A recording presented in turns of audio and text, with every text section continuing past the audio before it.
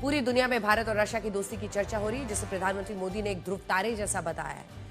ध्रुव तारे को pole star या नॉर्थ स्टार भी कहते हैं और इसकी खासियत यह होती है कि ये आसमान में लगभग स्थिर नजर आता है और इसकी वजह से इस ध्रुव तारे को स्थिरता का प्रतीक भी माना जाता है। आज जब प्रधानमंत्री नरेंद्र मोदी ने भारत और रशिया की दोस्ती को इस ध्रुव तारे जैसा बताया, तो इसका मतलब यह है कि ये दोस्ती स्थिर है, ये अडिग है, ये भरोसेमंद है, दिशा दिखाने वाली है, हर परिस्थिति में साथ खड़ी रहने वाली है। और आज ये दोस्ती पूरी दुनिया में इसी तरह से एक ध्रुव तारे की तरह स्थिर चमक रही है। पिछले 8 दशकों में विश्व में अनेक उतार चढ़ाव आए हैं। मानवता को अनेक चुनौतियों और संकटों से गुजरना पड़ा है और इन सब के बीच भी भारत रूस मित्रता एक ध्रुव तारे की तरह बनी रही है। अब मैं आपको बड़ी स्क्रीन पर 2 तस्वीरें दिखाना चाहती हूं, जिससे आप प्रधानमंत्री मोदी और राष्ट्रपति पुतिन की जो आपसी समझदारी है उसको आप समझ पाएंगे। 2001 में सीएम मोदी और पुतिन की मुलाकात की यह तस्वीर देखिए, क्योंकि अगर आप इसको दोस्ती को समझना है तो आपको पर्सपेक्टिव में देखना होगा। पहली तस्वीर साल 2001 की है, जब नरेंद्र मोदी गुजरात के मुख्यमंत्री थे और पहली बार वो तत्कालीन प्रधानमंत्री अटल बिहारी वाजपेयी से मिलने के लिए आए हुए थे। उनके ठीक पीछे एक बार जूम इन करके दिखा दीजिए, प्रधानमंत्री के साथ अटल बिहारी तब प्रधानमंत्री थे, अटल बिहारी वाजपेयी पूर्व प्रधानमंत्री के पीछे आप देख रहे हैं, ये देखिए नरेंद्र मोदी खड़े हैं। उस वक्त जसवंत सिंह भी थे और यहां पर व्लादिमीर पुतिन बैठे हुए। अब आ जाइए साल 2025 में और फिर आती है ये तस्वीर।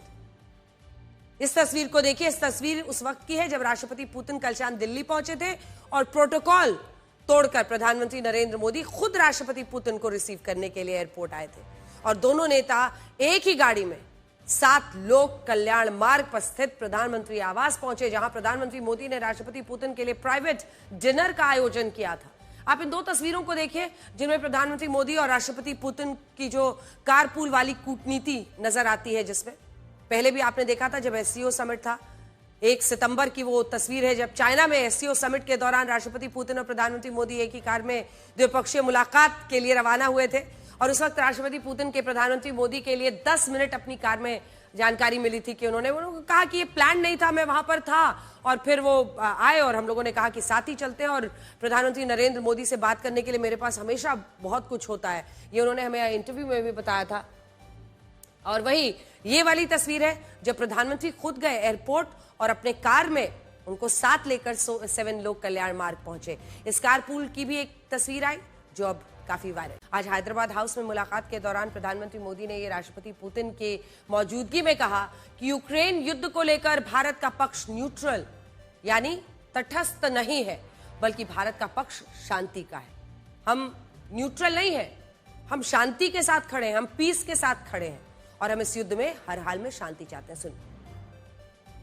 पिछले दिनों विश्व समुदाय के सभी नेताओं से जब भी मेरी बात हुई है और उन्होंने जब विस्तार से मेरे चर्चा की, मैंने हमेशा कहा है कि भारत न्यूट्रल नहीं है, भारत का पक्ष है और वो पक्ष शांति का है।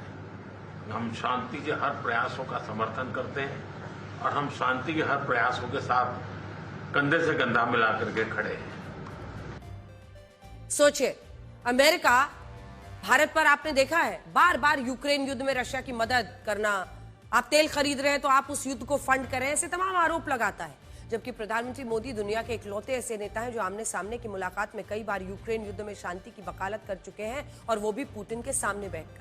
आज भी उन्होंने अपनी इसी मत को दोहराया है और मैं भी जब इस मुद्दे पर राष्ट्रपति पुतिन का इंटरव्यू कर रही थी तो उनका भी यही कहना था कि प्रधानमंत्री मोदी और उनका रिश्ता ऐसा है कि वो किसी के दबाव में नहीं आते, अपनी बातों को स्पष्ट रूप से रखते। अब आपको बड़ी स्क्रीन पर यह दिखाते हैं कि भारत और रशिया के बीच कौन से नए समझौते हुए और इन समझौतों से दोनों देशों को क्या हासिल होगा, क्योंकि यहीं से आपको तस्वीर साफ आएगी कि दोस्ती ये सब तो अपनी जगह पर है, लेकिन भारत को फायदा क्या हुआ, भारत की झोली में आया क्या। सबसे बड़ा ऐलान तो यही हुआ है कि रशिया भारत को कच्चा तेल, नेचुरल गैस, रिफाइनिंग, पेट्रोकेमिकल और न्यूक्लियर क्षेत्र में अपनी सभी आपूर्ति जारी रखेगा। जूम इन कीजिए और थोड़ा जूम इन कीजिए। ये हो गया तेल, ये है गैस, और पश्चिमी देशों के दबाव के बावजूद पहले से ज्यादा सहयोग अगर संभव हो रहा है तो तेल के क्षेत्र में, क्योंकि इसी तेल का बहाना करके अमेरिका ने भारत पर जबरदस्त टैरिफ्स ठोके। उसके बाद से गैस, बल्कि ये सवाल भी मैंने जब उनसे पूछा कि आपने तो न्यूक्लियर ये तेल को लेकर तो अमेरिका ये कहता है कि आप हम वॉर फंड कर रहे हैं, तो उन्होंने कहा कि वो खुद हमसे न्यूक्लियर एनर्जी खरीदते हैं और आप भारत को वो रोक रहे हैं। तो चाहे वो तेल हो, गैस हो, रिफाइनिंग हो, पेट्रोकेमिकल्स हो या परमाणु क्षेत्र हो, ये सेंसिटिव वक्त है। इसको थोड़ा जूम इन करके एक बार दिखा दीजिए, यहां पे जूम इन कीजिए, परमाणु पर जूम इन कीजिए, इसकी अहमियत को समझिए। एक नाजुक और सेंसिटिव स्थिति बनी हुई है क्योंकि रूस यूक्रेन में जंग चल रहा है, पश्चिमी देश लगातार रशिया पर सैंक्शंस पे सैंक्शंस लगा लगा कर दबाव बना रहे हैं। ऐसे में अगर परमाणु क्षेत्र में बावजूद इन दबावों के दोनों देशों में आपसी सहयोग बढ़ता है, यहां तक कहा कि परमाणु का जो ऊर्जा है उसका इस्तेमाल खेती, दवाइयां, इन क्षेत्रों में कैसे करना है, कैसे भारत को साफ फ्यूल मिले, यानी ऐसी ऊर्जा जिससे प्रदूषण नहीं होता है। और ये पांचों सबसे अहम जो ऊर्जा के स्रोत है, तेल, गैस, रिफाइनिंग, पेट्रोकेमिकल, परमाणु क्षेत्र, इसमें अगर पश्चिमी देशों के दबाव के बावजूद दोनों देश ये कहते हैं कि हमको अपना रिश्ता अच्छा रखना है और हम तो इसमें सहयोग करेंगे ही करेंगे, तो ये साफ बताता है कि क्या है दोनों की सोच। इसी मुलाकात में यह भी ऐलान हुआ कि रशिया अपने देश में भारत के लोगों को काम करने के नए मौके देगा। रशिया क्षेत्रफल के लिहाज से दुनिया का सबसे बड़ा देश है और ये मुझे लगता है कि सबसे डिसाइसिव और बड़ा आज जो काम हुआ है वो यही है, क्योंकि अगर आप देखिए तो जो मैन पावर फ्लो है वो अगर कहीं से उसको एक सरकारी ढांचा मिलता है तो इससे एक तो एक्सप्लॉयटेशन रुकता है, यानी किसी का फायदा उठाया जाए या किसी को गुमराह करके पैसे लेकर वहां भेज दिया जाए फिर छोड़ दिया जाए, ऐसी तमाम चीजें रुकती हैं। तो कैसे आप मैन पावर के लिए प्लानिंग कर रहे हैं, उसमें आप रूस की आबादी 15 करोड़ है, ये डेटा बहुत इंपॉर्टेंट है। भारत रूस समझे, रूस को भारतीय कामगारों की जरूरत है, रूस की आबादी 15 करोड़ है, कामगारों का वहां पर संकट है और 10 लाख भारतीयों को नौकरी देने को तैयार है, जो मैन पावर वहां पर फंडलिंग की बात हो रही है। एक और ऐलान ये हुआ कि जब भारत रशिया से सिर्फ हथियार नहीं खरीदेगा बल्कि दोनों देश साथ मिलकर हथियारों का निर्माण करेंगे, यानी मेक इन इंडिया के तहत रिसर्च एंड डेवलपमेंट, को डेवलपमेंट, को प्रोडक्शन पर जोर होगा। यानी अब हम ज्यादा से ज्यादा हथियार रशिया से टेक्नोलॉजी लेंगे, टेक्नोलॉजी ट्रांसफर करेंगे, लेकिन अपने ही देश में बनाएंगे, को प्रोडक्शन करेंगे। हमने ब्रह्मोस मिसाइल्स बनाई है, वो रूसी तकनीक से था लेकिन बनाया हमने, वही ब्रह्मोस हमारे लिए काम आया ऑपरेशन सिंदूर में। तो तस्वीर साफ है कि make in India, make with Russia, उनकी टेक्नोलॉजी को लेकर बनाना है लेकिन अपना करना है। अब आइए स्पेस सेक्टर में, तो स्पेस सेक्टर को लेकर भी भारत और रशिया के बीच समझौता हुआ, जिसके तहत दोनों देशों में जो अंतरिक्ष में इंसानों को भेजने के मिशन पर साथ काम करेंगे हम। Navigation, deep space, rocket engine के विकास में भी दोनों देशों के बीच आने वाले वक्त में सहयोग बढ़ेगा। राष्ट्रपति पुतिन ने यह भी वादा किया है कि वो संयुक्त राष्ट्र की सुरक्षा परिषद में भारत को स्थायी सीट देने का समर्थन करते हैं और यह भारत के लिए एक बहुत बड़ा पॉइंट है, क्योंकि आजादी के बाद से अब तक अनेकों ऐसे मौके आए जब कोई ना कोई तरीके से, मतलब चाइना ने अड़ंगा लगाया, जो भी लगाया, यूएनएससी में भारत अपनी यूनाइटेड नेशन सिक्योरिटी काउंसिल में भारत को स्थायी सदस्यता नहीं मिली है। और इस पर व्लादिमीर पुतिन ने हमारे इंटरव्यू में भी कहा था कि मतलब इस तरह से बड़े संगठनों में भारत का ना होना अपने आप बताता है कि उन संगठनों का शायद महत्व ही खत्म हो रहा है। 2026 में ब्रिक्स की अध्यक्षता मिले, जो कि भारत को मिलने वाली है, इसकी भी उन्होंने चर्चा की। आतंकवाद के खिलाफ भी दोनों देशों के बीच सहमति बनी। राष्ट्रपति पुतिन ने कहा कि वो आतंकी फंडिंग को रोकने, उन पर प्रतिबंध लगाने के लिए भारत के साथ मिलकर काम करेंगे। इसी मुलाकात में यह भी ऐलान हुआ कि भारत और रशिया के बीच ज्यादा से ज्यादा व्यापार भारत की करेंसी रुपए और रशिया की करेंसी रूबल में होगा। अभी दोनों देशों के बीच 96% व्यापार रुपए रूबल में हो रहा है, लेकिन डिजिटल करेंसी प्लेटफॉर्म पर दोनों देशों के बीच अभी बातचीत नहीं हुई है। 96% जो व्यापार है वो रुपया रूबल में हो। अब इसी से एक तरीके से आप समझ सकते हैं कि डिपेंडेंसी डॉलर पर खत्म होगी, आपको डी डॉलराइजेशन की तरफ इसको बड़ा कदम माना जाता है। कई सारे रिपोर्ट्स आ रहे हैं प्रेसिडेंट पुतिन की रूस G8 में वापस जुड़ना चाहता है, ऐसा हो रहा है? नहीं, आप ये बहुत दिलचस्प जवाब आप दे रहे हैं। मतलब इसकी कल्पना करना मुश्किल है कि आप खुल के कह रहे हैं कि आपको G8 में कोई इंटरेस्ट नहीं है, मतलब G7 से वापस G8 बने और आपको हिस्सेदारी मिले। Да. Дело вот в чем. Дело в том, что ведь я когда-то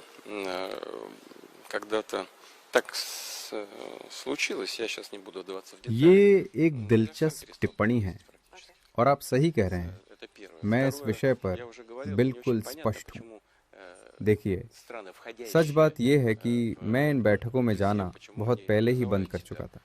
ये पहली बात है।